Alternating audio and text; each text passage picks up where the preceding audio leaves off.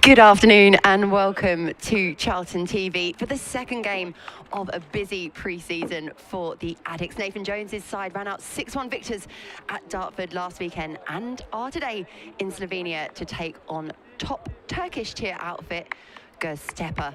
I'm delighted to be joined by Charlton legend, Charlton TV and Charlton legend, Steve Brown, for today's game. Before I bring Steve in for his thoughts on our starting 11, let me talk you through the Charlton team.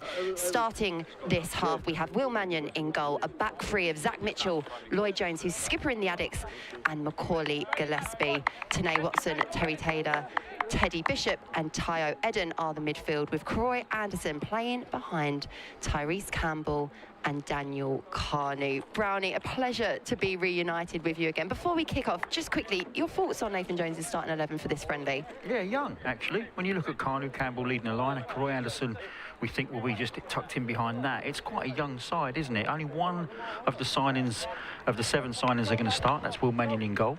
But it looks like a lovely setting, to be honest. Look at that backdrop. You couldn't ask for more, could you? And it has been a really productive, busy week for Nathan Jones and the boys, culminating in what is going to be another really important 90 minutes. Brownie, how important are these kind of weeks away as a team to get the minutes into like some really hard graft, but have these opportunities to get your patterns of play in order as well? Yeah, I mean, pre-season, from a player's perspective, goes on forever. And the one thing about it is, from my personal perspective, never quite got enough 90s in. So it's important you make the most of every minute you get. You know, this is probably going to be 2 45-minute performances from 2 different 11s. The week away is vitally important. And the best thing about this week away is that they've managed to bring in 7 signings before they went. And that is vitally important because there's a lot of bonding goes on in these weeks. You're stuck together. You can't avoid each other. The club will put on undoubtedly things to do after training in the evenings. And there will be some very good bonding that goes on these trips. And that does lead you into, when you get back, it leads into good team spirit. And I'm so pleased that we've managed to get the signings over the line before they got out here. And I'm sure there's more to come.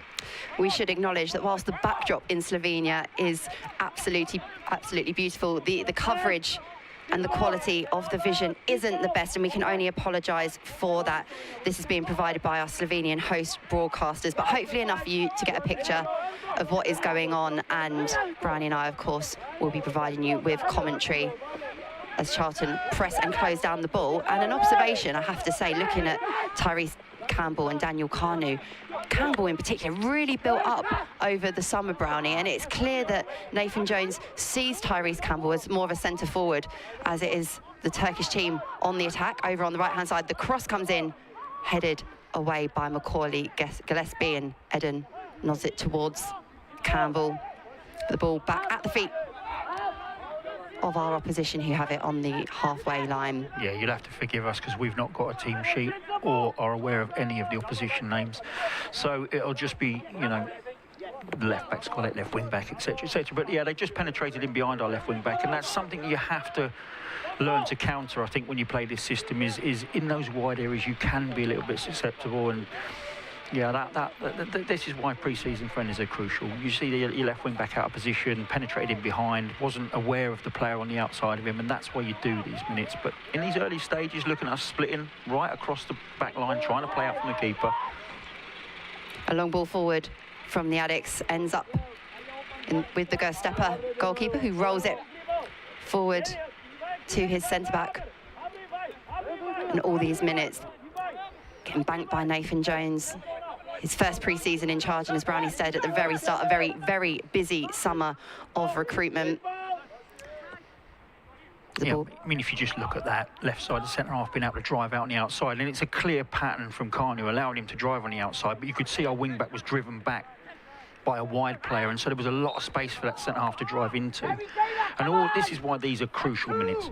Absolutely crucial, because it's not just about the 90 here, it's the data you're going to get, and you're going to go back to your office, you're going to look at the pictures, you're going to work out who's done the things right and who's done things wrong for the week that they've had in terms of the training, and you go from there.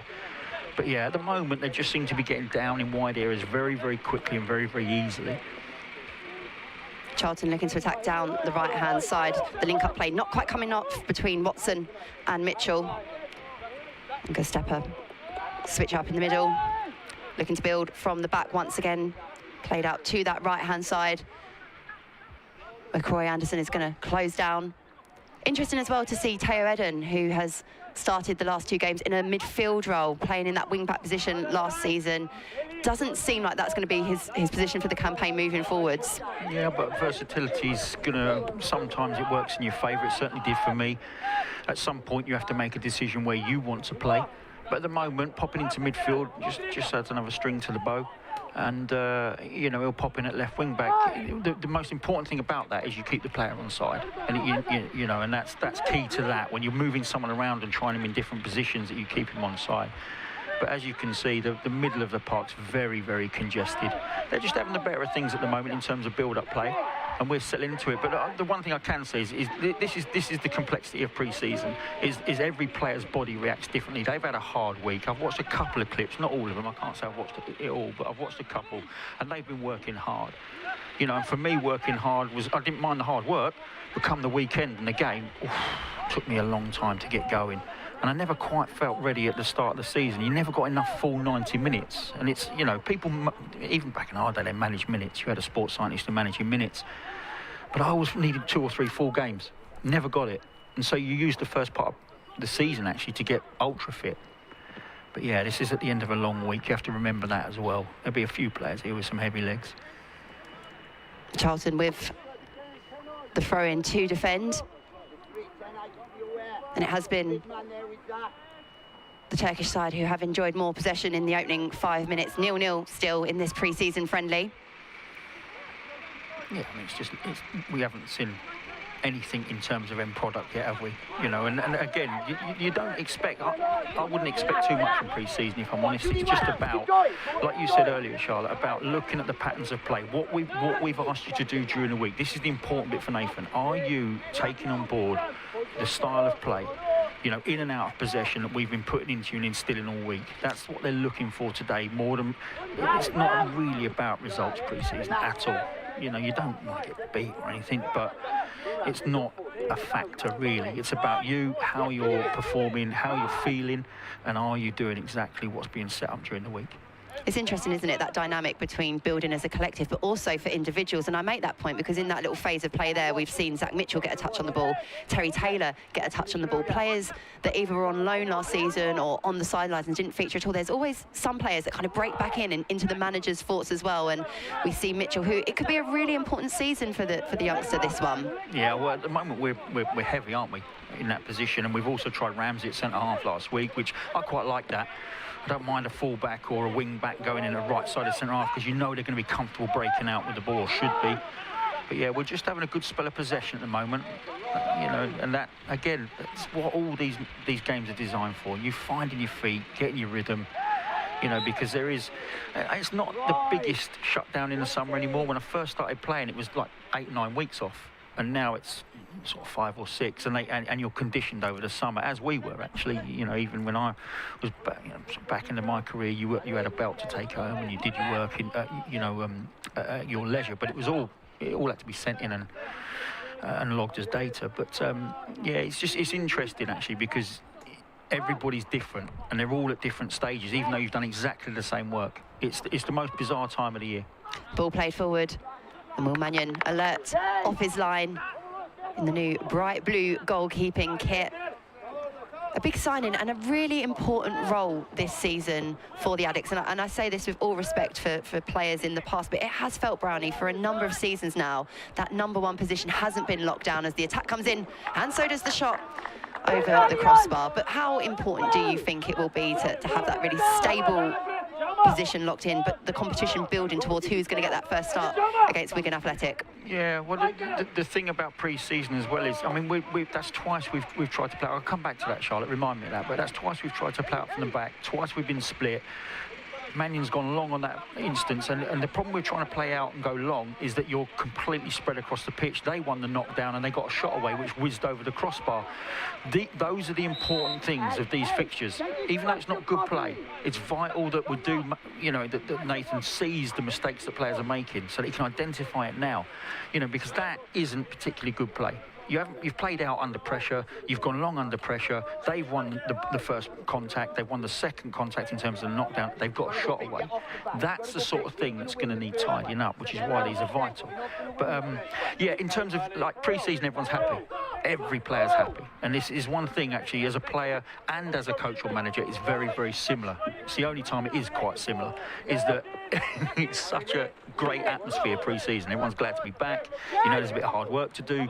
No one's got a spot yet. No one hasn't got a spot yet. And it's on that first game where the manager picks a team. There's a few noses put out of joint and the atmosphere changes a little bit, which is why man management is such a huge skill.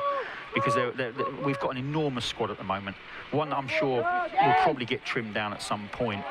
But if you go into the season with a squad this big, there's going to be a lot of unhappy players. Sorry about the camera work, guys. Yeah, the ball was given away, and as I mentioned at the very start, if you are just joining us, this feed is being provided by our host Slovenian broadcasters. We are going to switch things up at half-time and take that back within our control. So apologies if we're not able to bring you ball-by-ball action. But what we can see now is a nice run forward by Tyrese Campbell, feeding out to the right-hand side, but the offside flag is up. And Nathan Jones will be wanting to see some more advances into the final third, into the territory. As we mentioned, a very, very young front two academy products. 4 academy products scoring against Dartford last week. Tyrese Campbell and Daniel Carnu are the 2 leading the line, with Karoy Anderson back from international duty.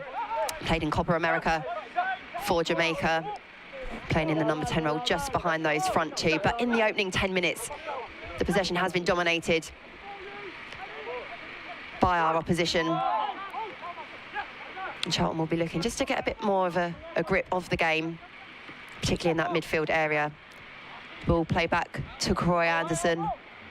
It goes out for a throw-in. Yeah, Karoy's just dropping deep to try and get involved a bit, and then once he drops in and leaves the space, you're looking at Campbell or Carney dropping into where he was and receiving like they did there. At some point, we've got to try and get on the And there's a goal for Charlton Athletic, and I'm so glad, Brownie, that we did put that apology in a little bit earlier, because that was a quick attacking move down the left-hand side, and out of nothing, Charlton Athletic do take the lead.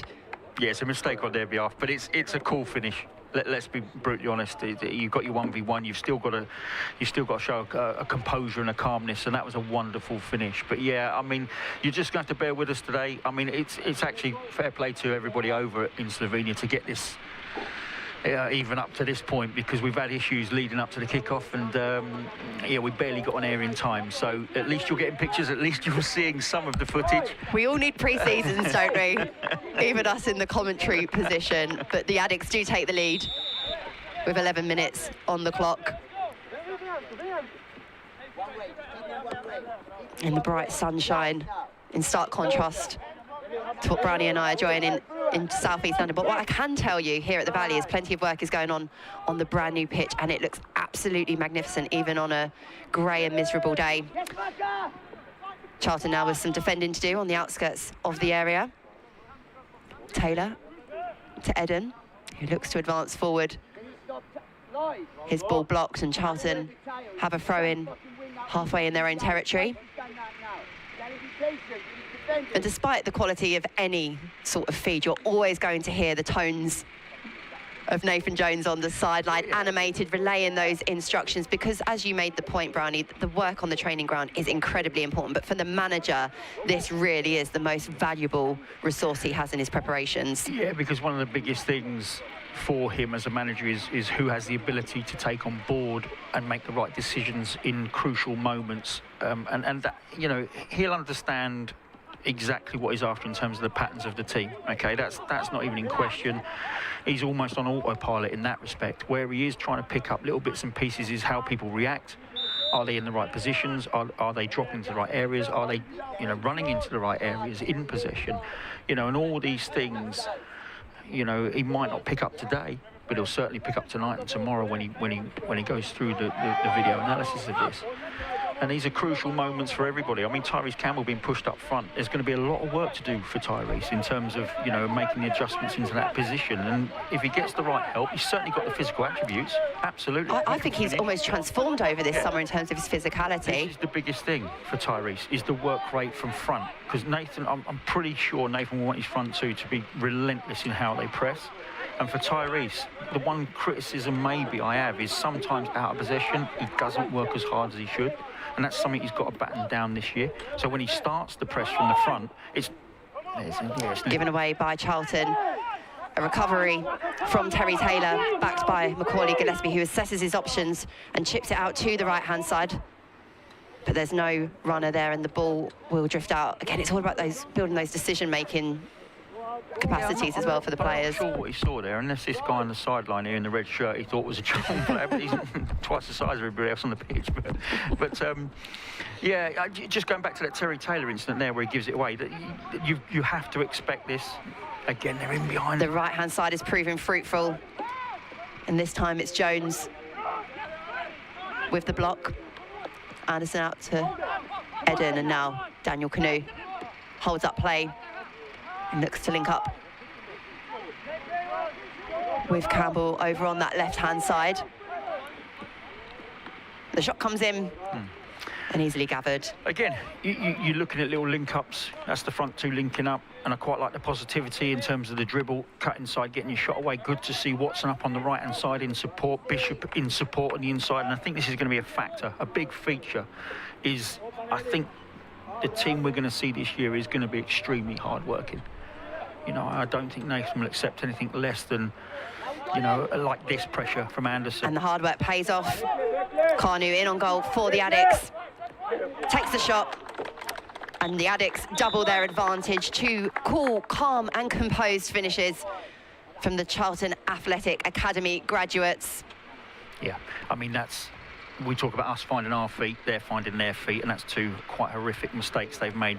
Excellent pressure from Anderson, but as a you know, last man player who's dropped in to receive, you can't get caught in possession there, even if you just get rid round the corner, anywhere but get caught in possession. Once you're caught in possession, like we see, you know, and you see me talk about, or hear me talk about, sorry, is when you give away possession, when you split to play out, you know, and you give it away in the wrong areas, you're pretty done for. And good composure from Anderson on the ball through, and another good finish. But yeah, they're doing us a right favour here, if I'm honest. And what you don't want this to become, if you're Nathan Jones, is 3-4, 5-0 by half-time. That's a waste of time as a friendly.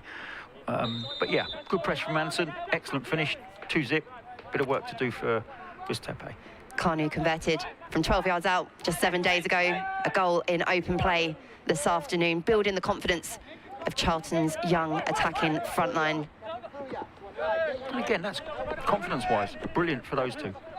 You know, we saw them score at Dartford last week, building up confidence. They will have a part to play for sure this year. If it's not starting regularly, they will be in and around the squad. They will be required at some point across a brutal League One campaign. What's interesting to note, Brownie, is the Charlton Athletic staff sort of scattered around the edges of the pitch. They're throwing the ball immediately to the opposition because they, like you were saying there, they want the intensity. They want the Charlton Athletic defence to be tested as much as possible.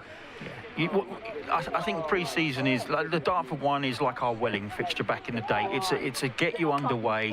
Let's get together. 45 minutes. You know, one team changes for the first half. Second half's completely different.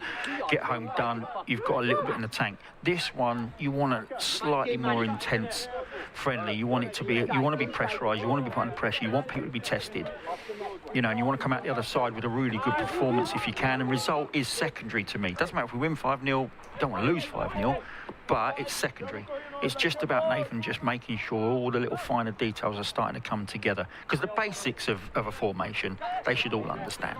It's the finer details when you're making those decisions under pressure, i.e. their player who got caught in possession deep, you know, that shouldn't. Want to be asked some questions and to come up with some answers as well. And with 17 minutes played, Charlton Athletic are 2-0 up. Yeah, and he'll be looking at all the little link-ups. You know, Terry Taylor we haven't seen. Be interesting even for us, you know, this watching. Is the first time I've seen him play, Brownie. Yeah, be interesting for us, you know, how he reacts, how he plays, what's he got in the locker. I know he was excellent, you know, when he was at Burton, but we've certainly not seen. Well, we've seen a couple of. I mean, he was unlucky with the injury. I'll give him that. Tough debut season for him here, wasn't it? Yeah, really tough. Yeah, there was one. I mean, it was a tough year for everybody all round. And if you're coming here for the, you know, as a new signing and you're trying to bed in, and that's the season we had, it's tough for everybody. But yeah, looking forward to seeing him sort of, if he's not going to start in the first 11, pressurising the guys that do start. That's another important factor across a long season is you get pressure from the outside on the players that are starting. Competition for places is certainly something. You see those teams that push for promotion, that is a part of it for them. There's good pressure from Tyrese Campbell. Anderson now for the Addicks. Elects to play it back. Now Lloyd Jones wearing the captain's armband for Charlton, put under some pressure. Yeah, I think just decision-making across the back line needs to be tidied up a little bit at the moment, you know, but it is, I can only speak from experience, but being bulky defenders normally take a little bit more time pre-season to get their legs up to speed. The little nippy ones up front, the Cardews and the Campbells, that, you know, it's like watching Sean Newton, John Robinson back in my day, and then coming back to me at the back. I took twice as long to get going as those guys did, and this is what I'm saying, everybody is at different speed. You've done the same work, but it affects everybody in different ways. Some players can spring up the next day and do exactly the same again. Others, it takes them an hour to get going. Yeah. And it is a tough time because, you know, I've been in pre-season friendly, last man, trod on the ball, down you go. It's embarrassing. You feel like an idiot, but you know by the time the start of the season comes, you're going to be in good nick. But when you're doing a hard week like they've done here, your body sometimes just doesn't do what you want it to do. Brownie, can I ask, as Göztepe prepared to take the goal kick?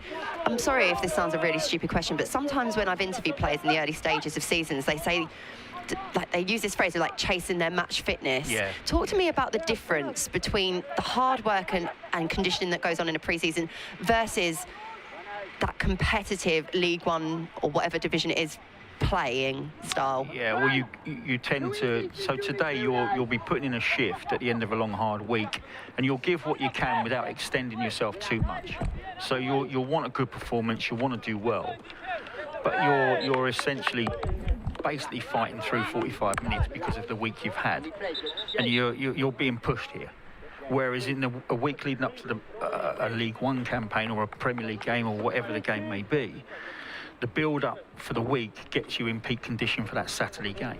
So therefore, you haven't got heavy legs like this. So that when you get to the 90 minutes on a Saturday, there is no excuse. You should be putting absolutely everything in, and you're in tip-top condition. By the time, I used to say, and I still use it now in summarising, that 3, 4, 5 games. If you're lucky enough to start, by 3, 4, 5 games, you are absolutely in tip-top condition and match sharpness is there. Your brain should be in tip-top condition. If you're not starting, if you do a pre-season, you don't start, that's an issue. Mm-hmm. And if you're a couple of months without starting in the first team, you're way behind the lads that are starting. And that is a big problem in modern-day squads because the reserve team football just is not good enough now. It simply isn't. It's great for development. It's terrible if you're a first-team player not in the team. It's awful, and you're just starting to get left behind. It's a big problem. The temperature in Slovenia is around about 30 degrees, so quite rightly, the players are having a brief drinks break.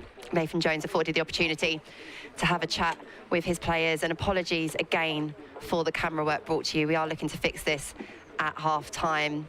We're grateful to our colleagues in Slovenia. His body language looks good, doesn't it? I'm glad he's not one of ours.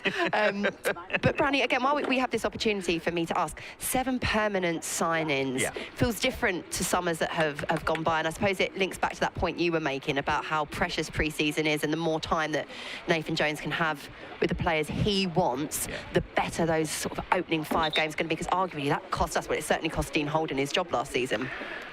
The slow start. Amongst other things, I think, if you was to pin me down and ask me, you know, to dissect that particular period, I think there was more than just that mistake. I think recruitment was an issue for him, but there was other things I think factored into Dean's departure. But in terms of here, you know, I can't emphasise enough how crucial it is to have the players in the building for this week, and whoever that's credit to, recruitment for one, for getting the players lined up, whoever that may be, and credit to the board for sanctioning, you know, the money to get them in, because we are top heavy squad-wise now.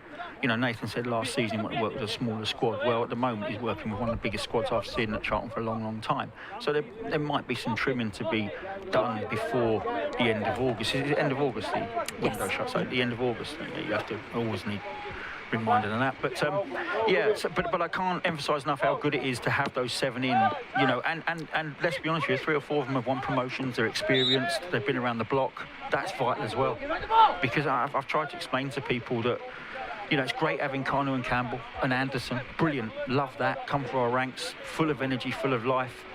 We'll never stop working, but you need the cool heads, you need the experience, you need people that know how to win a game when we're not playing well. And last year I didn't feel we had that. When we weren't playing well, we lost. This will be interesting. The Addicks setting up to defend a free kick. How organised can Charlton be dealing with this? The delivery comes in, recycled by Göztepe. And the delivery this time from the right-hand side. Yeah, I mean, that's one area. If you was to say focus on one area, for me personally, I'd have one of my staff members absolutely hunting down the goalkeeper, the back 3, the wing backs, and our what are considered our defensive midfielders, because I mean, listen, giving the ball away, building up play is fine. It is fine. Look, it's not what you want to see, but they've got to try it, and they've got to make the mistakes, and it's decision making. So was the ball inside the ball on, or was the ball up to our front to the ball? You know, those are decisions that the individual makes. So you can have a pattern of play, but your opposition shuts it down, works a way to stop that. You're right, you can't force something. So then it's your decision making, and this is what Nathan will be looking at. Who's got the good football brain? So yes, we can do patterns of play during the week. Yes, we can work really hard on rotations. But actually, if the opposition find a way to, you know, overcome that, then it's about your decision making on the pitch at that split second, and that is football intelligence. You know, you can't force a ball inside that gets intercepted for a shot to the opposition. You've got to work that out as an individual. That's why these are crucial. We found it quite exposing, didn't we, at points last season, playing with a wing-back system, the pockets of space that unfolded, the goals that were conceded so cheaply and cost Charlton Athletic will look to be ironed out for the season ahead. And it's why games like this, 90 minutes like this, are so important for Nathan Jones and his squad, as Tanai Watson does a good job in winning the ball back and then sprints forward, again doing what you need to do as a wing back. Plays it forward to Kanu. Yeah, like that there. I mean, it's actually really good play, but the wing back should have been a lot higher, a lot quicker.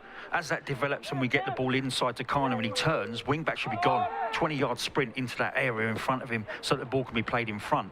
That's what pre-season is about. So you can show that clip again to your wing back going, as soon as you see Kanu turn, why are you hanging back here? All the space is in front of you. Take the space, play it. We've got an attack out of that. Even Watson there was looking to play back when all the space was in front to turn. He eventually got there, but these are the crucial things. You know, Nathan will want our players on the front foot. He will want them to look forward first. Try not to be too safe.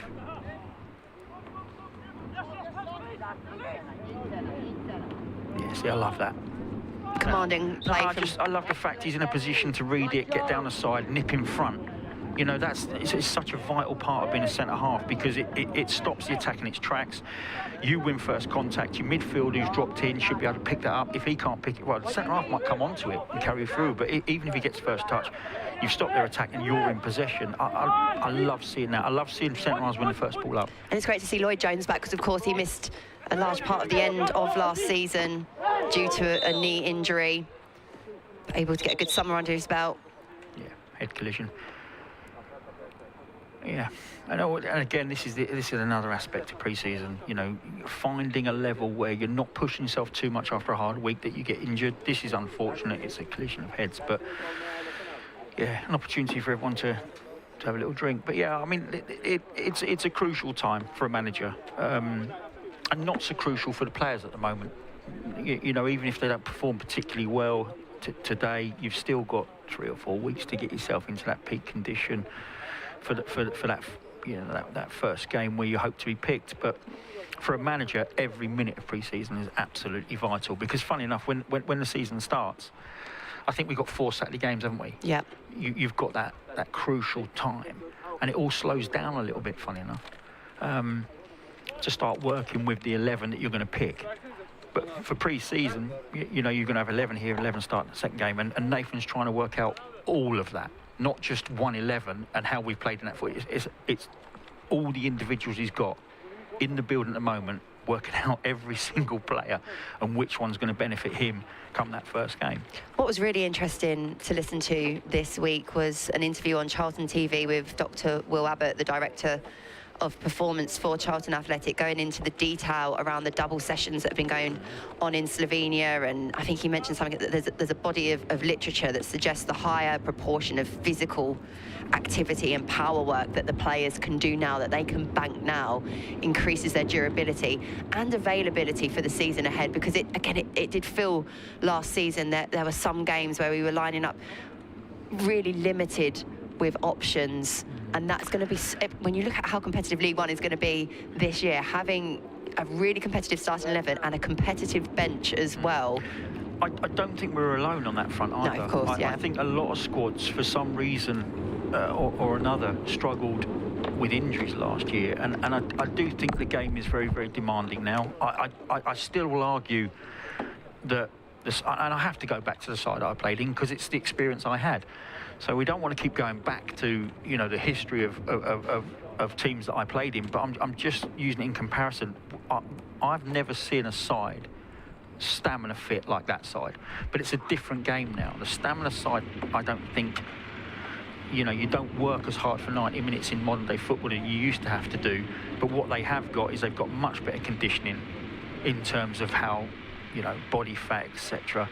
And they do position specific training, you know, in terms, and that was creeping in towards the end of my career, where as centre halves, the training you did was more position specific than it was when I first started my career, when everybody was expected to be 90-minute fit, like superior 90-minute fit. We had the Robinsons, Newtons, Rufuses, Keith Jones, Mark Kinsella, those guys. I mean, John Robinson finished the bleep test, the tape run out.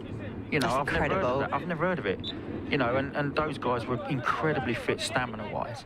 That's not to say these guys aren't, but it seems to be a different, like it's specific. So you know, there's a lot more sprinting done in modern day football than there used to be. But yeah, it's interesting that.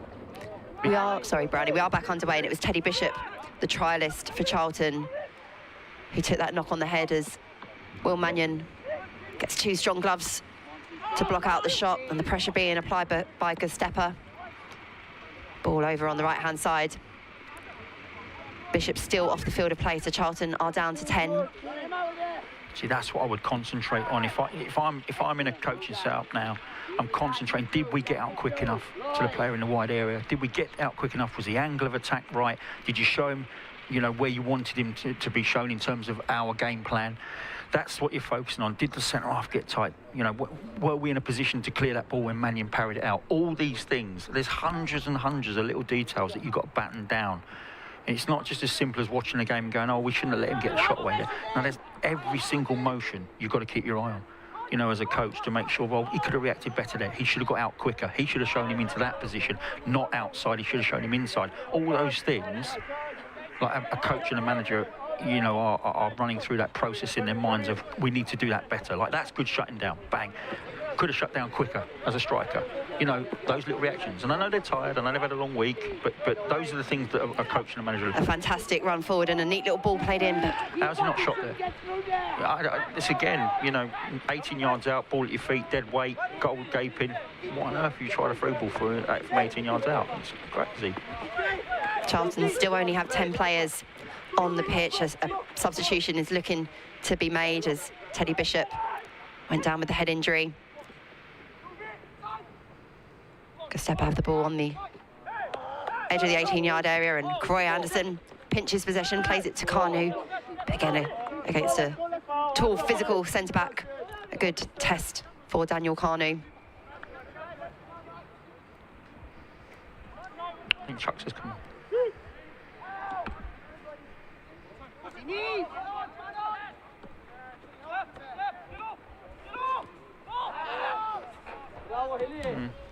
Yeah, I mean, we just got. I think that's Chuck's come on. You know, I would guess.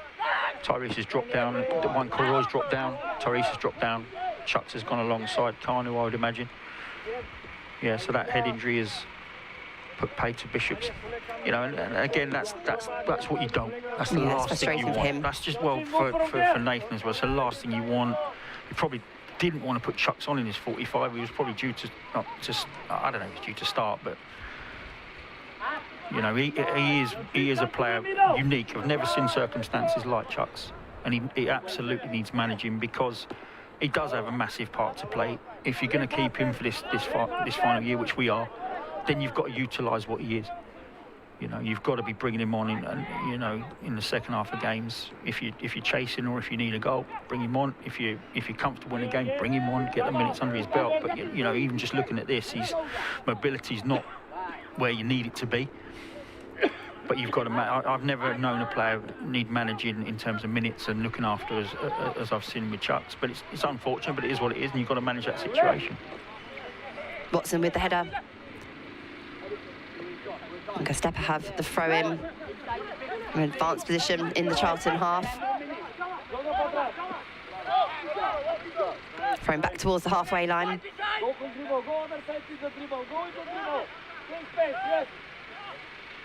I mean, you're starting to see, you can tell it's been a hard week. The legs are looking heavy. Yeah. And it's roast. I mean, the one thing we can't grasp here is 30 degrees is horrible. It's probably why Curves went down to Wester to Ireland. Took you all there, no complaints. But yeah, just... It's good for the camaraderie side as well, isn't it? Like, there's been some hard work put in this week, but like you said, spending that time when you can't really escape one another is important as well. And listen, it's the best week for Nathan because he can control everything. They're not going off home to their families who then want to go out for the day. Those kids are off school, etc., etc. You know, you can control everything. It's a massive week. You know, when you get down for breakfast, bang, lunch is at this time, double session, evening meal. There's going to be a day as well where there's an activity. Like I've done go-karting in Sweden. You know. Have you now? Oh yeah, and let me tell you, it was a terrible decision because, I mean, I got spun out and into some barriers. You know, and it's like, it was great fun. You'd have been safer on the golf course, just about. Let me tell you, I was having a nice bath that evening because it was like my back and my neck were absolutely bare. I got spun out of the first. I tried to overtake a bit cheekily, and Graham Murty just absolutely took me out, spun me into the barriers. But even that, you're having a, you know, in the evening, you're all having a giggle about it and going, yeah, so there's... We could have lost you to a go-karting injury, Brownie. Yeah, but that's what I'm saying. It's all about that bonding, you know, and the giggle, you know, yeah. and... It's part of it. Absolutely. You know, individually, you've got to perform for yourself. You've got to win yourself a new contract. You want to have a good season individually. But as a team, you've got to know that your mate next to you, or the mate deeper, or the mate sitting on the sidelines is going to perform to the levels that you want people to perform to be successful in a season. You know, look at the pressing in the first 10 minutes, the pressing now, right? And that's acceptable. It's fine. Because all Nathan wants is you put your lot in for half an hour. We cruise in the last 15 minutes because you're good. I'd rather see a team start like a house on fire for half an hour and die a death, because the next game it'll be 45 minutes, 60 minutes that you can get through without dying a death. Croy Anderson with the good challenge, then feeds the ball forward to Tyrese Campbell, and Chucks is fouled. Chukwuemeka coming on in place of trialist Teddy Bishop. Charlton Athletic take the free kick quickly. Mitchell out to Watson. Watson back to Jones, who's anchoring the Charlton Athletic defence this afternoon, and back to Will Mannion. One of the many new faces in the building this summer. A 3-year contract with an extra year option. I mean, that in itself shows how highly he must be rated by Nathan Jones. That's a very, very decent contract, a long-term one as well. Yeah, I mean, the one thing about Will that sticks out like sore thumb, he's not played too many senior games, but he had a good year last year. We've had a couple like that. I think Alex Mitchell's done brilliant last year, and he's been loaned out a few times, but they've not played, you know, large amounts of senior games, you know, but they're young enough to give them the 3-4 year deals, because let me tell you, if they come here and they are successful and you've got them on long-term deals, yeah, they're worth a little bit of money to you. So, you know, it's the right decision to put them on those deals. But you know, we've compensated that with other signings that have won promotions and played 300-400 games. So the balance, I think, this year in terms of the players that have come in, there's a really good balance to it. What's really interesting about Will Mannion is not only, of course, did he play here at the Valley for Cambridge, but also for having at Waterlooville in the FA Cup as well. So it's nice to see those players coming back. And when you listen to the initial interviews that many of the new signings have, one of the things, of course, they pick up on is playing at a stadium like the Valley. And of course, Brandy and I are bringing you commentary. We are based here in South East London. We didn't get flown out to Slovenia, unfortunately. We're going to have to work on that for the upcoming campaign. But no matter what time of day, it is always so good to be here. And it's not going to be too long until that friendly against Portsmouth, when the new pitch will be in action, and I suspect this Nathan Jones starting 11 will look a lot more condensed, and it will be a lot clearer in his mind. But for now, with just over 5 minutes left of this opening 45 minutes in Slovenia, Charlton Athletic do have a 2-goal advantage, courtesy of capitalising on some errors, some defensive errors. Yeah, but the academy graduates doing what's needed when you are presented with those opportunities. Yeah, I mean, both goals have come from harassing, from mistakes. You know, what I will say is they've had a shot zip over the bar and a save at the near post from Will Mannion. It was a regular save. Defensively, we've looked sound as a pound. We've not looked as encouraging playing out from the back, but that's what you have to work on. That's what this is for. You know, it's to get your team into a position where it's comfortable doing that. And it's these games that get you into a position where, you know, it works and you get a bit more confident. It can go the other way. Of course, you can make a mistake like they have. But even that, you know, at least you're ironing out. It's not going to cost you anything at this stage. But yeah, we've been relatively comfortable, I would say. Nothing untoward. It's a good workout at this point. In a corner to defend. And Charlton will look to try and defend it comfortably. The ball eventually hooked away. Nodded back in, and it should be seen out with ease by Terry Taylor. And Charlton will take the goal kick. Charlton will return to action. There's a few behind closed doors friendlies coming up. Yeah, which is a shame, because they're good ones. But understandably, there's going to be a policing cost to that, which you probably don't really need pre-season. So, and it actually gives the manager, you know, because you're in close proximity, so you actually can make up your own rules in those behind the closed doors. You can have 3.5 hours if you want. Do you know what I mean?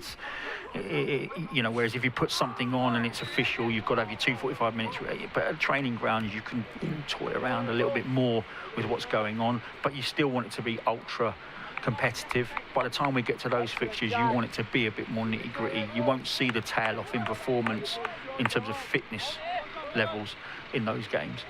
Another physical aerial clash, and Göztepe have the free kick, and they play it across their defence, looking to play it forward. Intercepted by Charlton. Again, Jones, nice and tight. You know, those are the things that you've got to concentrate on. You know, the front two have stopped working now in terms of you should have pincered that from outside to in. You should be forcing them into play, you know. It's interesting because as a defender sometimes, those interceptions can sort of go under the radar a little bit. Normally it's heroic last-ditch challenges, and I also feel sometimes like with defensive midfielders, when they go under the radar a little bit, it's more often than not 'cause they're doing a really good job. Yeah, and same with the sitting central midfielder. Yeah. You know, he does a job, you notice it. A lot of people don't. Yeah, and it's right. You know, like there's me sitting in on because you know, that there dropping off at the right time, lovely, you know, composed header back from Zach, and it's those things that, like, if I'm sat on the sidelines now, I'm not looking at the front line particularly. I'm not even really looking at Croy Anderson. You know, I'm looking at, your wing backs, you know, particularly when we're out of possession, and then centre halves. Like now, I'd want my centre halves to be focusing, organising. Where is everybody? If we was to turn this ball over, are we in a position where we can get tight to the opposition and win that first ball up? You know, centre halves get sucked into sometimes ball watching the game because you're in possession. Actually, it's your time to be able really to batten down the organisation of your team behind the ball for a turnover. You know, so it's those things I'd be concentrating on, like Terry Taylor there. You know, he's in close proximity to that, so he could get it on a turnover bang. Is he in a position to receive and help? Yes. Can he get tight to the opponent if we lose possession? Centre halves are the eyes and ears of the whole team when you're attacking. Those things I think are really, really important, show good leadership. We've got a couple minutes left of this opening half, and I just want to apologise once again for the poor quality of the picture on Charlton TV that we're getting from our host broadcasters. We will be switching at half-time to ensure a better viewing experience for the second half, and we will confirm early next week around refunds. And I have to say as well, apologies if I'm not able to bring you the commentary in as much detail, because again, Brownie and I are working off of the feed. It is a little bit difficult. Can be, but in fact, the scoreline could be a little bit, you know, misleading in terms of we've not had too many shots either. We haven't had too many moments in our final third, but again, wouldn't worry too much about that at this stage. Concentrate on the two finishes, which are excellent, the two bits of pressure, the turnover, particularly on the second goal. Are we alive? Nathan Jones asks. As Göztepe have the free kick. The delivery comes in towards the back post. Nodded back towards again, I'll be looking, the penalty spot. Certainly looking at not first contact, position in the second, you know, the knockdown. I wouldn't want them winning that, you know. So again, I'd be looking to really, you know, fine lines. Why weren't we on that second knockdown? Who's not done their job properly? You know, and it has to start now. It really does. After today, we've got to get serious in terms of the team. You know, whose job was that? Why didn't we do it? Not to be critical, because that's how much it means. That drops down the edge of the box on a match day, bang, someone arrives in the top corner, everyone in the stand groans, but I know someone hasn't done their job properly. And this is where it starts, right today. Setting those standards for the season ahead, where the ambitions have been made clear. Promotion is the aim for this talented Charlton Athletics squad, which, as Brownie mentioned earlier, has a blend of youth and experience and many, many new signings who have a number of promotions on their CV. It was a point made before that sometimes the badge felt a bit heavy to players. It can't afford to be, and with the pedigree of some of the players we will most likely see in the second half, they'll add quality. As Lloyd Jones applies pressure, but Göztepe have possession on the halfway line, and the foul. He's worked hard, Croy. I mean, he's the one that hasn't tailed off physically, to be honest. You know, I kept my eye on him about 10 minutes ago. He did the same. Real good. He's such an engine, isn't he? Yeah, real good intensity to his pressure. He's one of the ones I was talking about earlier, Charlotte, that nothing affects him. You know, he could work really hard on the Friday, bounces up Saturday, gives you 45 minutes of high intensity. Not everyone can do that. You look at Kanu, he's dropped off considerably. You know, and that is not a criticism. It really isn't. It's just different players react differently to hard work. Muscles have to relax, get back, you know, settle down. Some people can do it really, really quickly. Others can't. The natural athleticism of a player like Corey Anderson, such a bright future ahead. We have seconds left to play. A little bit of additional time, of course, because there was a period where Teddy Bishop had the clash of heads. But again, clean sheet, a couple of goals, really good workout, you know, because like I said, not every workout from every player is going to look the same. You know, they're going to attack it in, you know, you might go, well, look at that acceleration from Kanu there. So he was high, in his head, he'll go, God, I really don't want to chase back here. Just want the half-time whistle. And he has a little acceleration. So there's a little bit more in the tank for him. But, you know, this is as beneficial to him as Karoy's 45 is. You know, they're different standards, but they've both put a shift in for 46 minutes now, which is going to be crucial moving forward. Another corner to defend. We can see Jones, Gillespie, Mitchell, marshalling, making sure that Charlton are organised as the delivery comes in. The seconds falls on the outside of the area, played out to the right-hand side. Again, Gillespie attacked it well, won the first header. I wouldn't be focusing on that so much. I'd be focusing on that. Are we organised on the second phase? If we lose that ball from the initial header from Gillespie, have we organised well? Because particular criticism of mine last year was we just didn't stay focused on second phases and stuff like that. But there's half-time whistle, and I think Nathan will be extremely pleased with the work rate and the conditioning of the players in that first 45 minutes. Like I said, I think it is 30 degrees. That's got to be factored in. So you are going to see a tail off in quite a few of the players. But yeah, job done. Clean sheet, couple of goals. We weren't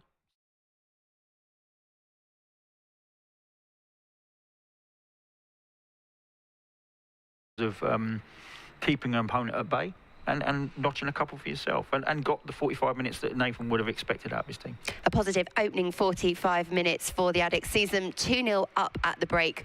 Goals from Tyrese Campbell and Daniel Kanu. We are expecting a different outfield altogether for the second period, and a reminder as well that we will be taking the stream in-house for the second period, so we will be providing you with a higher quality of footage. So please don't move anywhere. Do join us on Charlton TV for the second half, coming up shortly.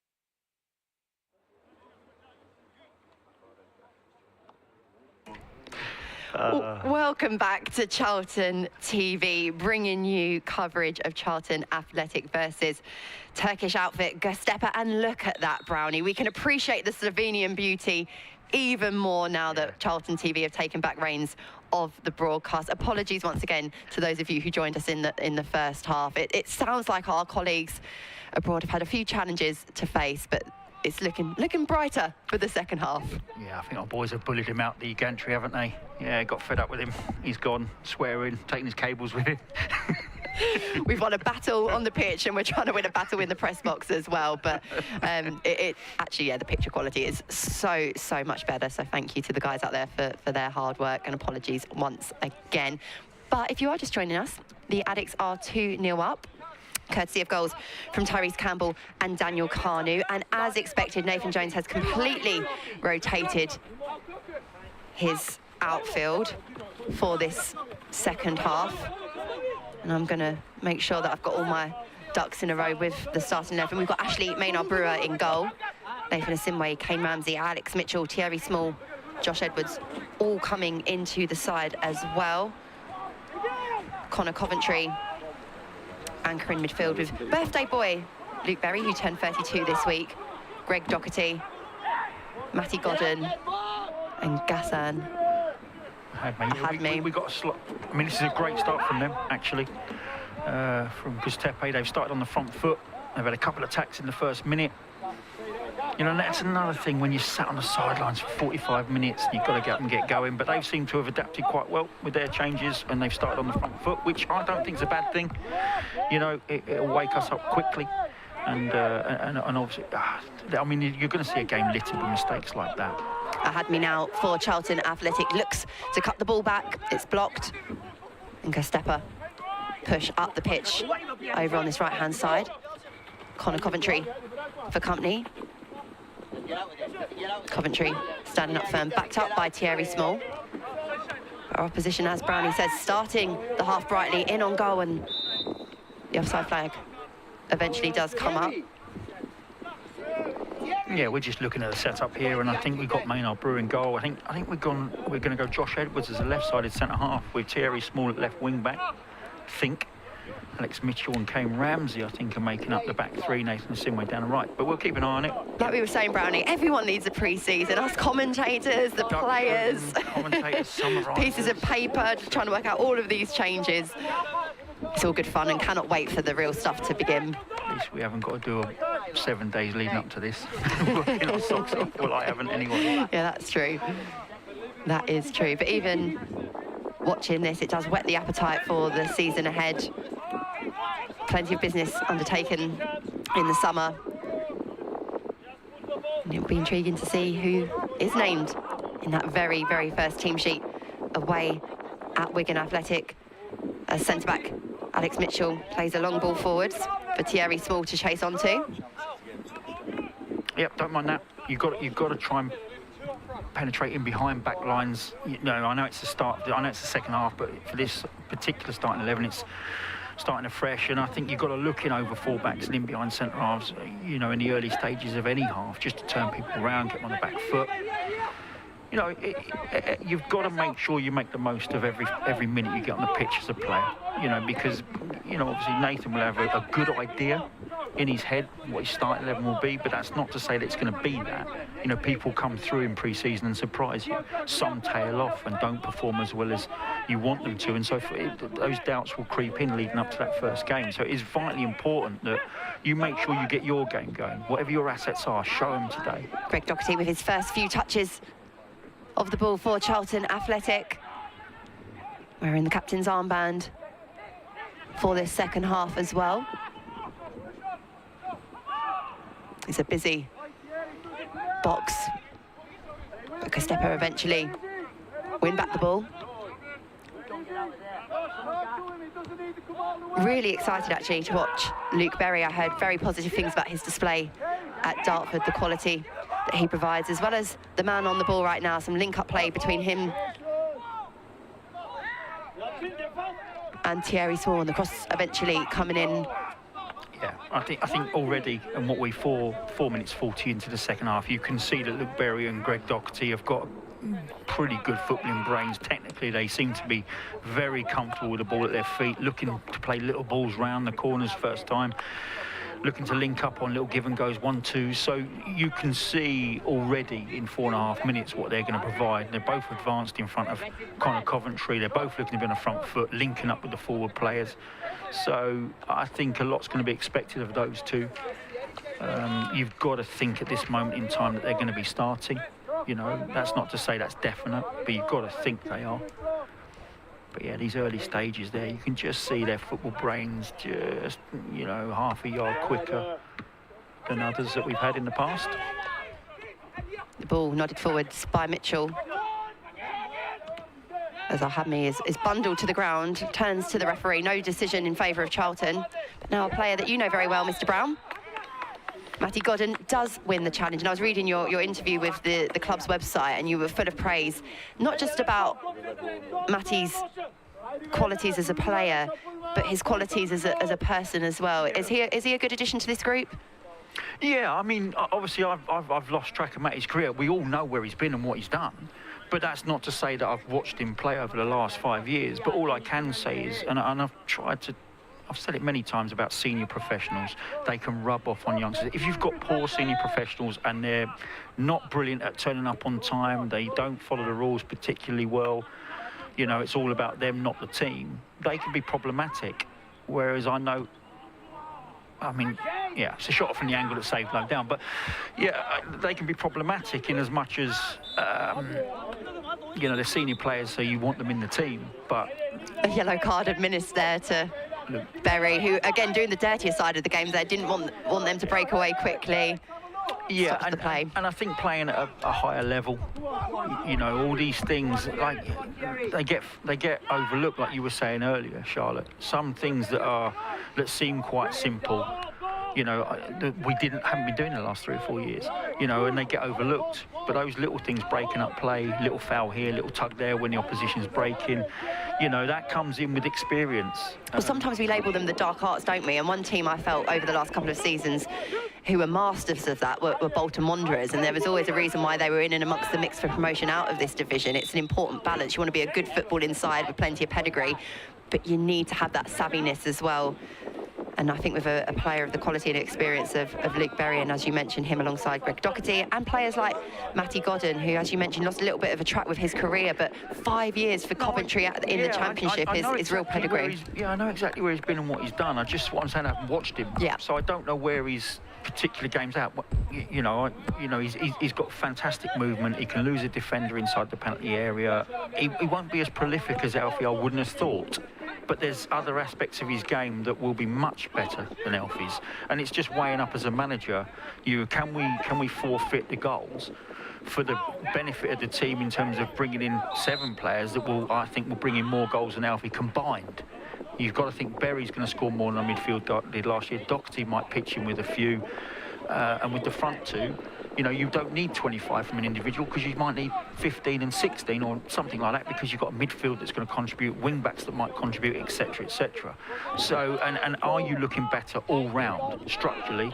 You know, and then you've got to factor in the man management side of it, which is what I was trying to get to with the experience. If you have a good, and these 3 here now, in terms of the 3 we were talking about, they're all of an age where they've all played a lot of games, they've won promotions, they look like they look after themselves very, very well, and that's vitally important, because that can rub off. If you've got players that are 27, 28, 30, 31, a bit more, who still turn up early, still get the work done in the gym at 9:30 in the morning, and kids are strolling in at 10, you're going to suddenly go, oh, hold on a minute.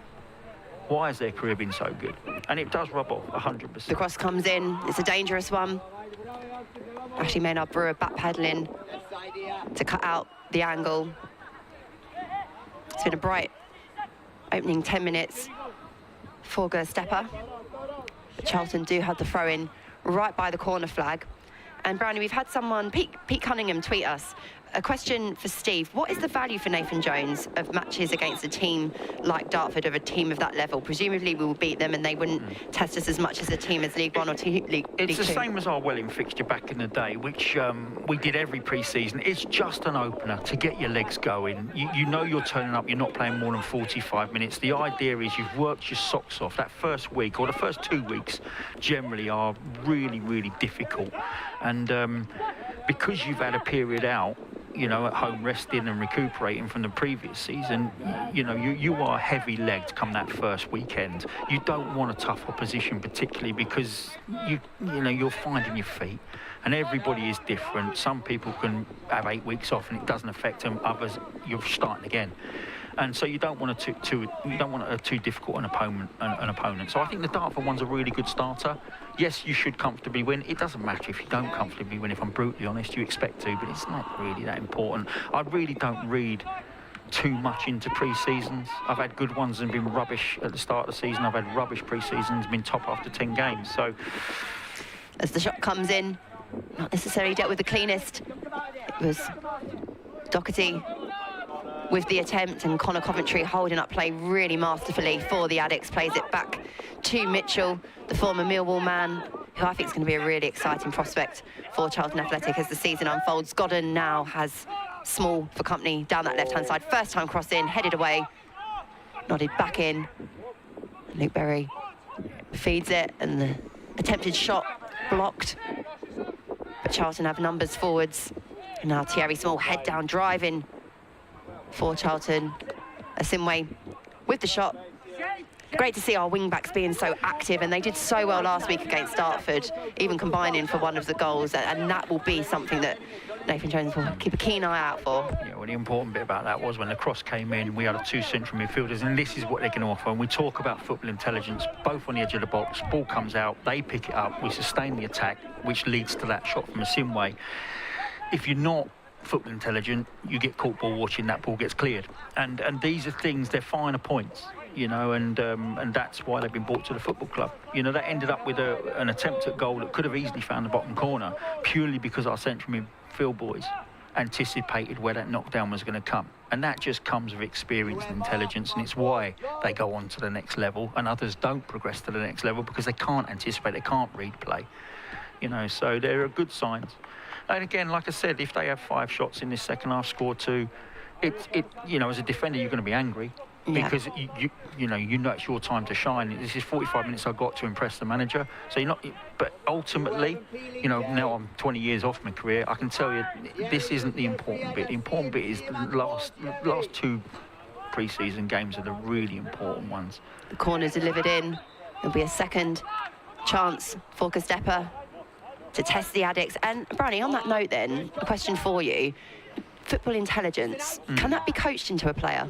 It can, but with some players it can take a lot longer, and you get frustrated, and sometimes I dare say you can end up giving up because they don't get it quick enough, you know, and it can be frustrating. The second delivery in, headed away. The shot comes in and it comes off of the boot. I always say a player should take a lot more responsibility. An individual should take a lot more responsibility for that side of the game. I think too often now you see players looking over to the technical area. It's not all on the manager, it's not all on the coach. There's things you can do growing up, and you have to latch on to whatever you can as an individual. You know, and if you make a mistake, don't just let it be a mistake. Why have I made it? What could I have done better? How can I affect my opponent was my biggest thing. I just studied the player I was playing. I had 3 or 4 days, you know, leading up. I knew, you know, we got to the weekend and I was starting. I knew everything about the players that were going to be in and around me, centre forwards, wingers, you know, attacking midfielders. You know, there were players that used to have a great record from shooting from distance. Don't block them as quick as you can, you know, as an individual. So, you know, it is one of those things where I think as a manager, you give players the benefit of the doubt, you give them enough time to try and understand football a bit better, where to be, where to anticipate. But if they don't get it, ultimately it is going to cost you your place in the team. It's fascinating to hear your account, Brownie, of that personal responsibility, and that is what the best players have. The work that they do in the dark shines in the light when it comes to the big moments. As Charlton attack down that right-hand side, another bright run from Nathan Asimwe. Yeah. Charlton Athletic still 2 goals to the good as we approach the hour mark. Yeah, I mean, like if you're approaching this game as a centre half, and you know, I'll comment on that because I've done it.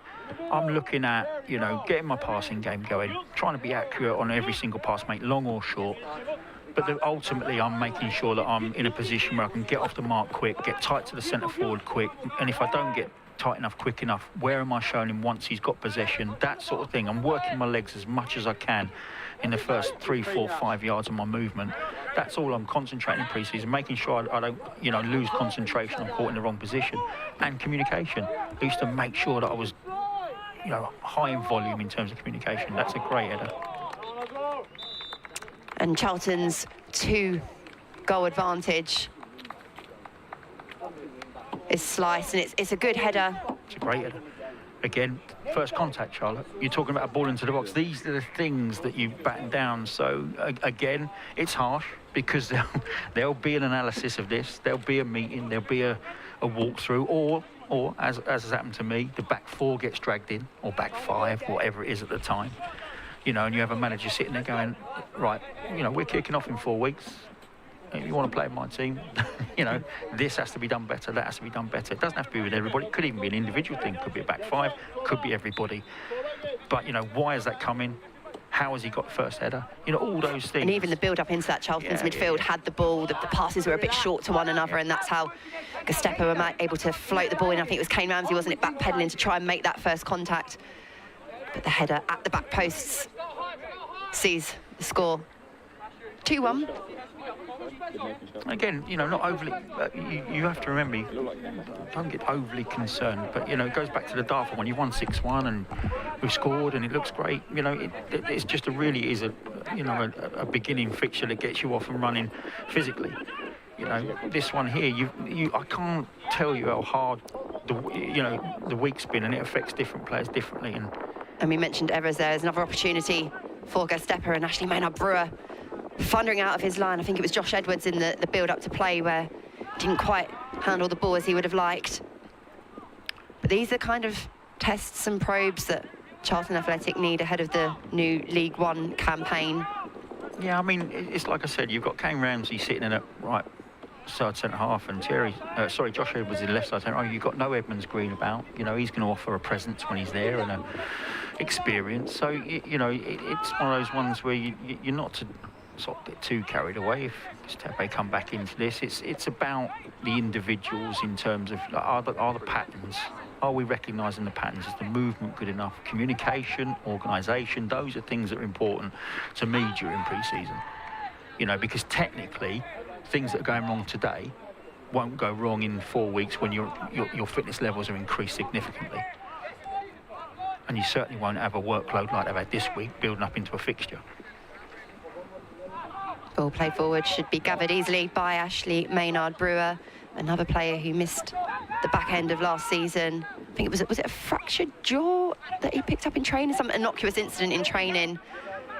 Back in between the sticks for the Addicks, who have possession. Who broke a jaw? Ashley Maynard-Brewer. Bypassed me that as no recollection of that at all. But it's like we've had a text in, won't say from who, about preparing for 100-minute games, and that is something that would not resonate with me. You know, they have to play now for 100 minutes. So these extra fitness levels and this work that they do, how many goals are scored late in games? You know, how do you prepare yourself for that extra 10 minutes that you're getting these days? And it's to do the work now. You know, I'm not very good scientific. I was never good back in the day, and I'm not good now. I totally and utterly believe in all of it, to be honest with you. You know, having worked alongside sports scientists, it's fantastic, and you have to trust them. But, you know, they're working now to a point where they're going, right, well, the reason we're loading up now is because it makes a significant difference once the season's kicked off and training loads drop down. A brilliant ball forwards for Godinou, who takes the shot. And that's what he offers. Little runs off the shoulder, left or right side, you know, and he is somebody who I can categorically tell you has got a decent level of football intelligence. You know, I think I don't know if it come at the interview. I don't search my interviews. I do them, and that's it. They're gone. You know, and I read everyone, Brownie, word for word. yeah, I'm the opposite to you, which is, you know, I do them and that's that. But the first training session I ever had, he dropped down to the National South, which was the team I was managing at the time. And the first training session we had, his movement to get in and away from defenders, I just went, what is this lad? What's he done? Why has he dropped down to this level? Matty Godden's strike wins the corner. And that corner gets Charlton their third goal of the game. And it is the centre-back, Addicks Mitchell. Yeah. And that is, again, looking forward to the new season. We like centre-backs that score goals. An area we were really poor in last year, yeah. Defensively and attack-minded. It's something that I think Nathan will be very keen to improve. Goals from set pieces and not conceding as many from set pieces. And he is a presence. It's my first look at Alex, and that he is a physical presence. And he should, I'm not saying he should come up with 10 goals, but there should be 2 or 3 there from set pieces where, you know, and again, I spoke earlier about removing 25 goals. That's an area where you can improve in, where we barely got a goal from a back player. And if you can get 10 across the back 5, that takes the pressure off those front boys a bit more. You know, so if you've got more articulate, intelligent players up front who add more to the team across the season and get 5 goals less, 10 goals less, you know, you've balanced it off by getting 2 central midfielders who score 15 between them, you know, so we'll wait and see. And we can see an animated Nathan Jones speaking to his players. Yeah, that's basically, and this is what I'm talking about. So he's not happy with the intensity, I would imagine, there, and they're not getting tight enough, quick enough in certain areas of the pitch. And that's his job.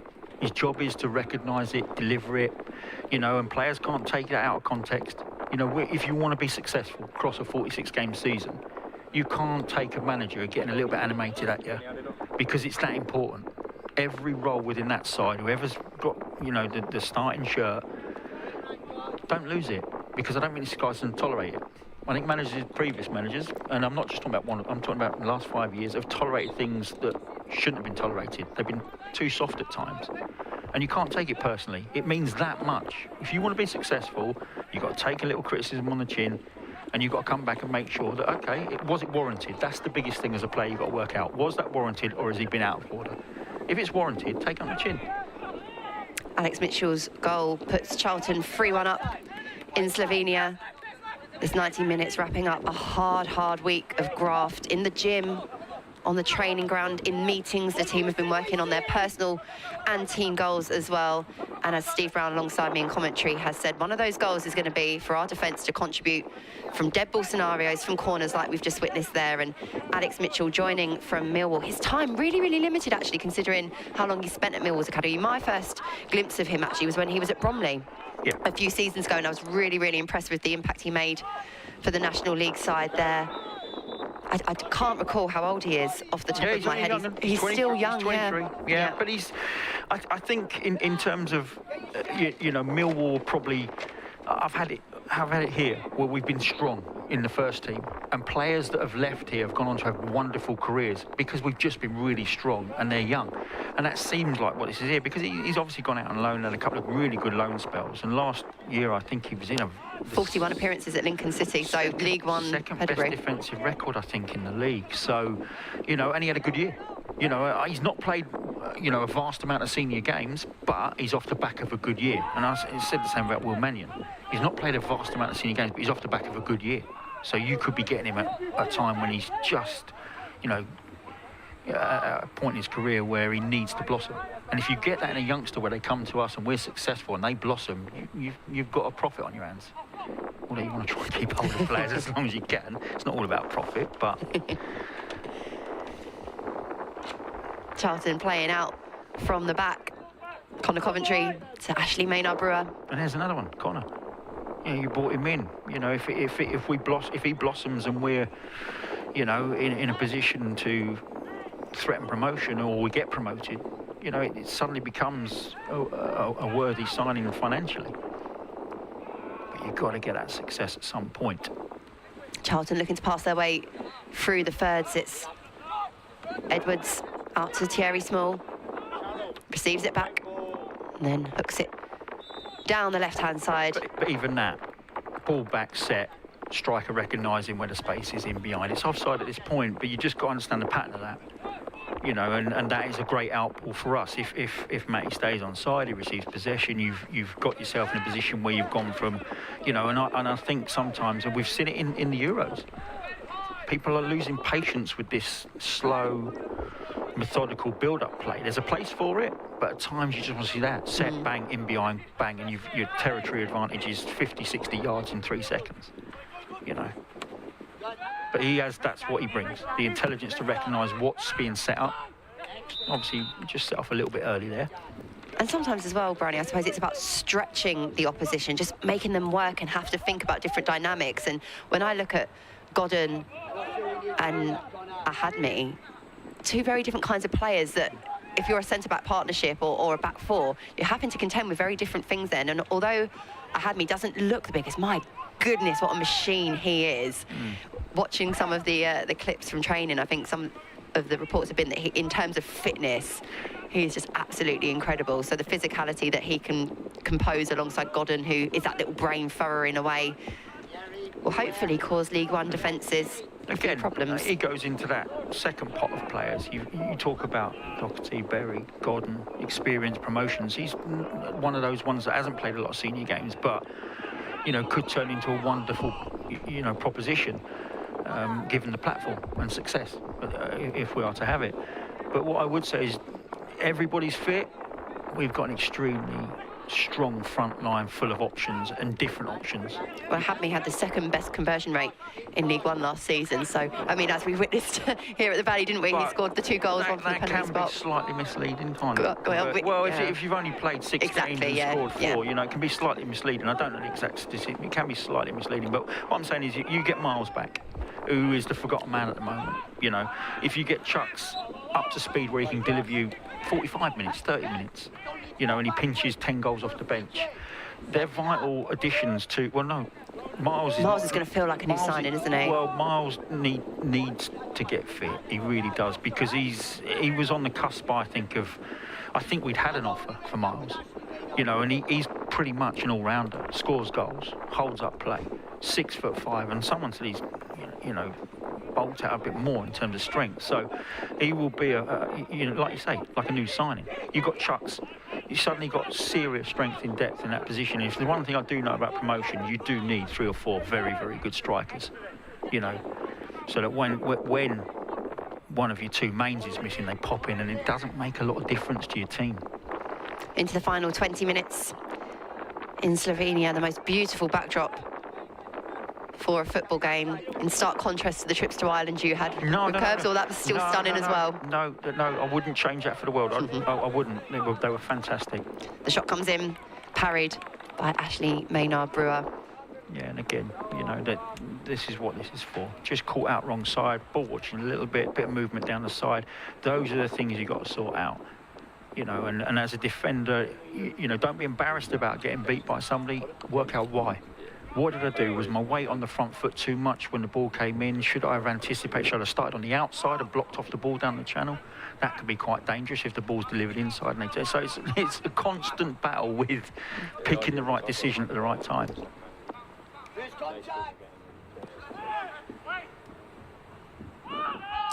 The delivery comes in and beats almost everyone but the seconds.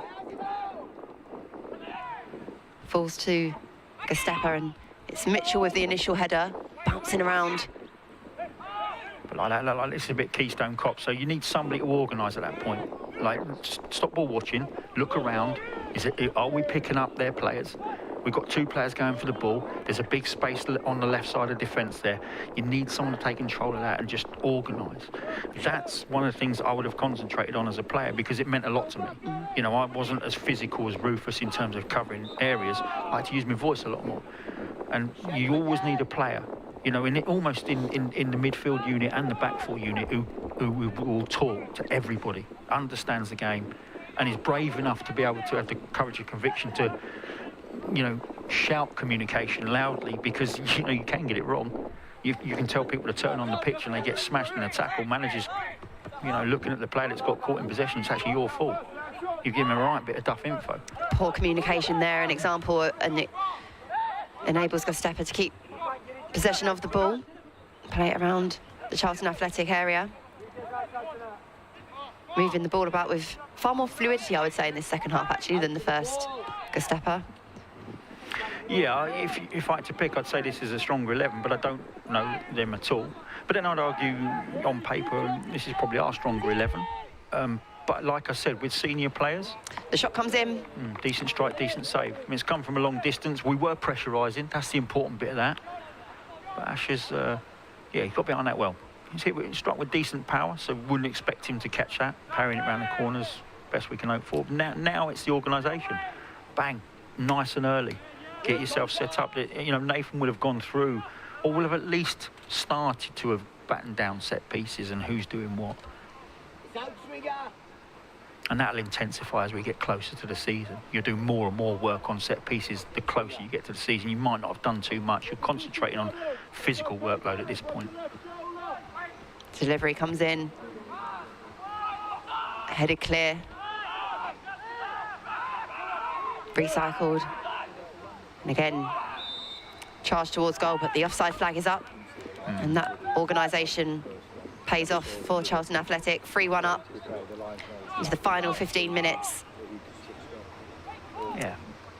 And also, I can't believe it's taken me this long to say, but credit to the Charlton Athletic supporters who've gone out to Slovenia to support the boys as well. It's not the easiest place in the world to get to, not that many flights. And I know that still there is some travelling support, which is absolutely incredible. Yeah, you always get... I mean, obviously done the trips, and you always get... And actually, it gives them a moment, because you can get a lot closer to the team. And the team, well, I always used to go over. You know, I remember... You know, standing with them during one game in Ireland. I wasn't in the, you know, I wasn't sub. I wasn't required to play at all. So I just went and stood in the crowd. I think I was with Kevin Nolan on the day. Had a good chat with Kev. I think I even got an autograph book signed. I think he said, "Look, I'm a little lad, can't." He was with a lad, and I took the book and went and got it signed and brought it back for him. Amazing. You know, and that's what happens on these trips. Yeah. You can get a little bit more, you know, familiar with the team and get a bit closer and have a chat with players. Well, you should be able to anyway. Yeah, they're priceless moments, and there is, on that note, going to be another family fun day here at the Valley on Tuesday, the 30th of July, from 12 to 4 p.m. It was a brilliant afternoon the last time we did it a few months ago. There's going to be all a range of activities going on, the men's and women's team. And under 11s get a free goodie bag.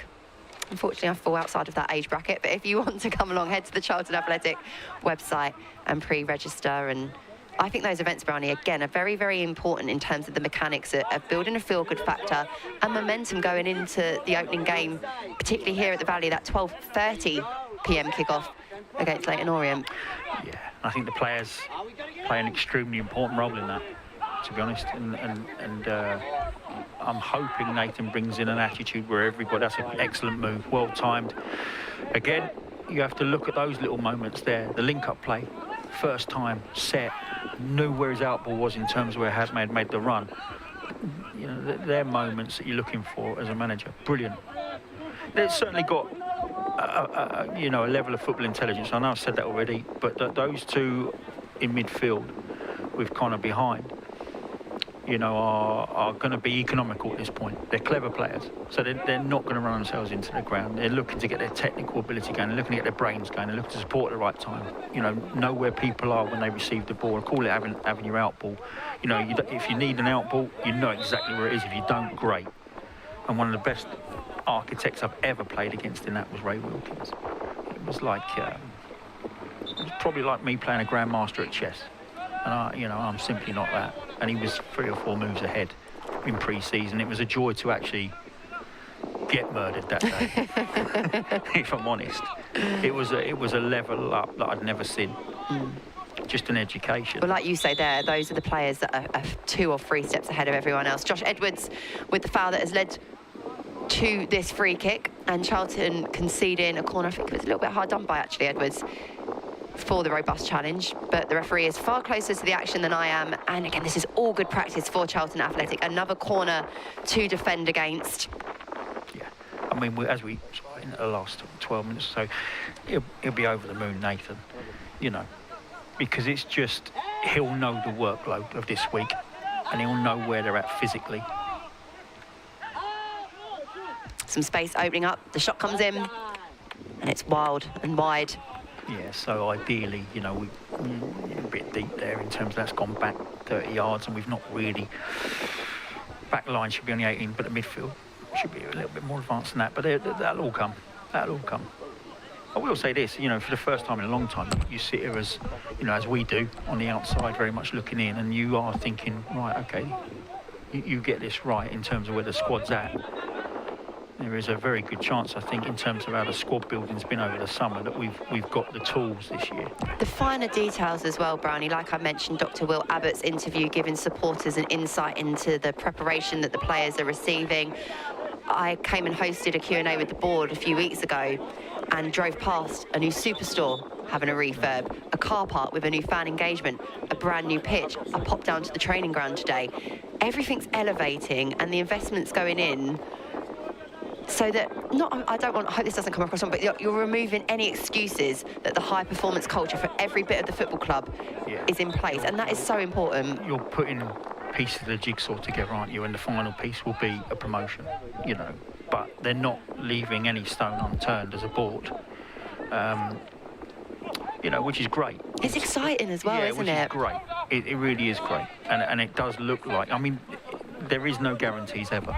There is no guarantees, and Plymouth would be my example of that recently, where you had some giants, some juggernauts in League One, and Plymouth weren't fancied to do what they did, and they did it. And they had all the pieces in place, and the bit they needed was success, and they got it. You know, and what this board's doing is putting this club in a position where it should be able to compete at the end of the league that we expect them to, rather than be disappointed by December. Into the final 10 minutes, Charlton 3-1 up in what has been a really good workout in the sunshine in Slovenia. The most important week, Nathan Jones described it as, and it's testament to how fantastic the facilities and the preparation is here that Luton Town still come and use this as their base. Yeah, which means you know, like I said, some people aren't comfortable playing in 30 degrees, but if the base is good, that's the important bit. You know, because this is just one 90-minute game of which your players are going to play 45 in. The important bit is the work you can get done during the week. It did look good. To be fair, it looked really good. You know, but another factor in it isn't where you've gone or the amount of work you've put in. It is the camaraderie. It is the bonding. It is when you get to that first league game and you're confident that everybody on you know in the squad is going to fight and battle for one another. I can't begin to tell you how important squad unity is. It gets you places where you shouldn't be. The referee turns around because I think Charlton might be making a change, or certainly there's some activity going on. And it looks like Matty Godden is jogging over to be replaced, and Danny Hilton... You'd imagine so, yeah. Could well be coming on for some minutes. Last game, didn't it? And had made, was it? I know, had made way or came on late, but yeah, you've got to have. If you're gonna, it's only 7.5 minutes. So Matty's done a decent amount of work there, showing what he's about in terms of just working off the shoulder, getting a couple of shots in. And that's probably all he needs at the stage of his career, is just a little 45 minutes here. But he'll be wanting 60, 70 minutes next, and then. Like I said, I was one that if I got one full game in, that wasn't enough for me. But that's all you got. You know, it's weird. You know, I wanted 3 or 4 full games, and you got one. You got a 70-minute, a 60-minute, a 45, and one full game. And I always went into that first game, if I was lucky enough to be in the starting 11, thinking I'm going to need another 3 games here before I actually get up to where I want to be. Charlton do have matches coming up against Millwall and Crystal Palace before a trip to AFC Wimbledon, which supporters can go and watch. Charlton TV in the meantime will be providing with all the coverage possible. And then on the 3rd of August at the Valley, Portsmouth are the visitors, and then 7 days later the fun stuff. The fun stuff begins. A trip to Wigan and a later kick-off, Brownie. I hope you've booked your train times accordingly. I think we're all going to have to stay on it, aren't we, with this season with the kick-off times. Chopping and changing. It's a shame, really, that our first 2 Saturdays neither kick off at 3 p.m, but I'm a traditionalist. I'm probably what people call old-fashioned now, but looking forward very much to my first game here. Looking forward to Leyton Orient and hopefully seeing the Valley packed to support Nathan and his side. I think I read somewhere that season ticket sales have eclipsed what they were last season, and will hopefully grow and grow as this promising squad is threaded and knitted together. Charlton have possession. Nathan Asimwe with the throw-in, and although Nathan Jones said he doesn't even need to have a look at Danny Hilton, he knows all about Danny Hilton, I'm really looking forward to seeing him play. Released by Northampton, 35 years old. Do we put that in the veteran category? I don't know, I'm near that age. But Put that in the veteran, yeah, very veteran for football. Very yeah, I didn't even make that age. 32 and I was out, retired. The thing that scares me is that that's nearly my age, and just don't want to be associated with veteran. But 54 goals in 147 appearances at Luton, it is exactly why Nathan does want to have a look at him in a red shirt. Yeah, and all you're checking, I guess, like you said, Charlotte, you know all about him. You're just making sure physically, you know, because it's no good signing somebody with pedigree at 35 who's only going to be available for 10 games. You know, and it's what I'm saying about the value of senior players. And I guess the last one here was Pratley, who was 37, 36, and everyone's going, oh, you know, let him go. Well, he was in great nick, super condition, you know, and he would have had a real positivity around the dressing room, because when you get to that age, every minute's a bonus. So you are in early, you are getting yourself ready, you are stretching off an hour before training, and that can rub off on everyone around the training ground with your enthusiasm levels.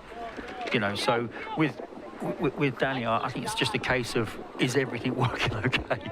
You know, and you can't afford to waste money.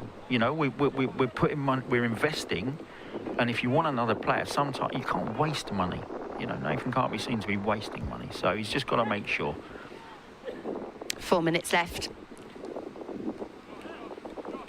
Will we see some late goals, a strong finish for the Addicks? We've spoken throughout this commentary about the conditioning and the physical strength that Charlton have been working on. Brownie made the point that these players now have to prepare for 100-minute games due to the laws of the game changing, the additional time and so on. So more often or not, when we are commentating on games and we are speaking to managers and players, we're calling substitutions now finishers. It's again a way the game has evolved, and Nathan Jones will certainly be hoping to see his team in this contest strongly. They have possession, and the long ball is played forward to Hilton, who has Thierry Small in support. First touch and cross in with the left boot towards the back post. It's a really good header and a decent save as well. And Charlton win the corner in the bright Slovenian sunshine. Yeah, I mean, that's great all round. You've got a striker spinning off the shoulder, great first touch, super support from your wing back, you know, great delivery into the right area. I think it's a Havman with the header, you know, which is finding the far corner. It's a super save. I mean, that's really good build-up play in terms of movement off the shoulder, technical ability, great delivery, which again, you know, I think has been wanting at times. You know, that final ball into boxes. This Coventry standing over the corner, lifts his left arm aloft. Yeah, I wouldn't do any short corners pre-season. I'd want the player, you know, that is responsible for delivering to really batten down that delivery. Keith Peacock used to say it's worth 15 goals a season. You know, a good deliverer from set pieces, dead ball set pieces, whether that be a corner, free kick. You get somebody who's just really accurate, hitting the right spot time after time, it's worth 15 goals. A yellow card administered there to Danny Hilton for preventing the goalkeeper from taking the kick quickly. 2 minutes left to go. Those final minutes into the legs before the boys return back to South East London, back to Sparrows Lane to continue the pre-season preparations. The next friendly, I believe, is on Tuesday against Millwall, and Palace coming up on Friday. I know that Charlton TV will be providing you coverage of that game against Palace. I can't remember if I got asked to do it. I know I'm at Wimbledon. I can't remember if Tom asked me to do either of them. I'll have to check. Barney, I'm going to pop to the Superstore and get you a Charlton Athletic diary so you can get it all written in, especially like I mentioned earlier, because I feel like the kick-off times are going to be chopping and changing. Had to double-check the kick-off for today's game as well. Oh, we know Terry's away at the moment, so I don't know if he's going to make it back for Tuesday. I don't know if he's had too much. What's the time? Has he had too much to drink by now? He's soaking up the sun somewhere. I'll be aiming to do exactly the same this time in a week. And Stubbers is shopping, I believe. He's not happy. Oh, how we're all looking forward to having our Saturday afternoons resume normal service. So we have seconds left to play here. Charlton Athletic goalkeeper Ashley Maynard-Brewer. Job done, isn't it? Yeah. In terms of a friendly, I mean, by the looks of things, it's been a fantastic week. I will say this. I think Nathan's going to be so pleased with how the week's gone. There's no, as far as I'm aware, I don't know why Edmonds Green's not involved today. Maybe there's a little injury there, but they look like there's. If that's the only one, you know, then great. But in terms of the workout, you know, fantastic for both sets. There'll be plenty of Nathan to dissect, you know, good and bad. There's some really good stuff in there. There's some stuff he'll want to batten down and iron out a little bit more. And I think, you know, we'll have the two behind closed doors friendly, but the one you're looking at for the first one that you start going, right, let's start getting really serious, will be the Wimbledon one. And then we'll go on to Portsmouth where it's you know, all hands on deck, make sure we get the performance right. But yeah, the first real proper test, I think, where it's like a match condition will be Wimbledon. The 90 minutes are up. These really are the last remaining few passes. That will wrap up a great week's work. That was tired, and that's Yusawa's only just got on. But yeah, suggested. I mean, like I said, you know, I would have enjoyed the game today, but this isn't the one I wouldn't have felt $1 million in because of the workload of the week. So fair play. And Curbs was horrible. Just run. Run. Horrible, man. Did you do all your initiations and stuff, like your initiation songs never, on the trips? Never had to do any of that. No. I was going to ask what your song would have been. No, but well, it would have been dreadful, whatever it would have been. But no, I never did a single initiation. Not even when I went to Reading. Nothing. Yeah. Well, there's going to be plenty going on that first away trip to Wigan for this Charlton Athletic side as the full-time whistle blows. Another good 90 minutes under the belt for Nathan Jones and his squad. Yeah, we can see the players there. I mean, that's a 45-minute game and they're doubled over. That tells you how hard the week's been, you know. But they will have got a great deal out of that as a coaching setup. Lots to work on, lots of positives, good result. Not that that's important. I've got to be honest with you, it's the last thing you should look at. The first time I would get serious about looking at the result would be Wimbledon and Portsmouth. But yeah, lots to like about that. Set-piece goal. We love it. We love to see it. Yeah, two first-half goals from Academy graduates Tyrese Campbell and Daniel Carnu, and then centre-back Alex Mitchell scoring from a corner as well. Brownie, give me your kind of key takeaway from this 90 minutes. As we said, we're pleased with the result. It's all about the performance, but anything that really strikes you where you can see the detail of what Nathan Jones has been working on come to fruition? The thing that strikes me the most is how hard they must have been working this week. And I'm not sure I can say the same leading into a season where the players have looked exhausted, right? Which is fine now. You know, the one thing that struck me today is Anderson is Anderson. I think he's just a machine in terms of fitness. But there's been a lot of players out there that are like, that is a week we've had. And they've got through their 45 minutes, you know, and performed admirably. There's always going to be things you can work on. But yeah, I think this is in terms of a week that the club's put together to get that team into position where it needs to be in 5 weeks' time, come that Wigan away. This has been a brilliant week. A brilliant week culminating in exactly what Nathan needs on the Saturday. This isn't about the players and the performance, it's about what Nathan needs and what he needs to set into a side. They'll travel back. They've got two really good friendlies. Like I said, you can tailor those friendlies to suit you behind closed doors. People might be a little bit miffed that they're not going to see it because they're two local sides, rivals if you like. But there are issues, I think, that comes with those fixtures pre-season that you might want to just put it behind closed doors, and there's a lot you can do and tailor them to suit you. So there'll be two brilliant fixtures. But like I said, when we get round to Wimbledon, then it starts getting a little bit more serious. The teams he picks are going to start looking a bit more like his first 11. It might have 3 or 4 that aren't, but in his head he'll know exactly where he wants to be going. And then that last one against Portsmouth should be like a proper fixture. But yeah, in terms of what he needs at this stage of pre-season, that has been first class. A valuable week for the Addicks, who have had lots of new faces come in to the door. It could prove priceless at the end of the season when the Addicks are pushing for promotion. But that is just about all we have time for today. A quick shout out to Les and Jonathan, the groundsmen here at the Valley, who have been working so hard all afternoon. The pitch is looking absolutely incredible, and I cannot wait to see the boys here against Portsmouth, but of course, more importantly, for our first competitive League One fixture against Leyton Orient. The Addicks are back on Charlton TV, as are you, Brownie, so put it in your diary. You're with Greg on Friday for the game against Crystal Palace. It's a 12 p.m. kickoff, so we're going to write that down before you leave, and we are so looking forward to seeing you then. What time's kickoff? 12 p.m.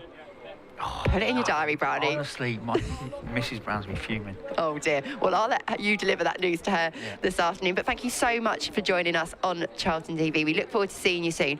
And P.S., don't forget that tomorrow it's coming home.